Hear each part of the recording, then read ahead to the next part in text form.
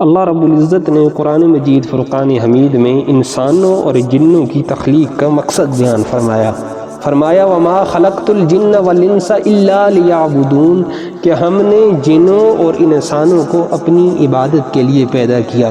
اب یہ دنیا امتحان گاہ ہے۔ اللہ رب العزت نے مکمل پیپر جو قبر کے اندر سوالات آنے ہیں اور اسی طرح جو قیامت والے دن سوالات پوچھے جائیں گے وہ مکمل پیپر آؤٹ کر دیا اور دنیا میں انسانوں کو اس کی تیاری کے لیے بھیج دیا۔ قبر کے اندر جو 3 سوال پوچھے جائیں گے ان میں سے پہلا سوال یہ ہوگا من ربک، تمہارا رب کون ہے۔ دوسرا سوال پوچھا جائے گا ما دینک، تمہارا دین کیا ہے۔ اور تیسرا سوال ہوگا من نبیک، تمہارا نبی کون ہے۔ اور نبی کریم رؤوف الرحیم صلی اللہ علیہ وسلم نے فرمایا قیامت کے دن انسان کے قدم اپنی جگہ سے ہٹ نہ سکیں گے یہاں تک کہ اس سے 5 باتوں کے بارے میں سوال نہ کر لیا جائے۔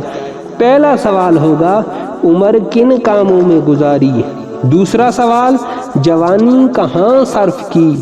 تیسرا سوال ہوگا مال کہاں سے کمایا۔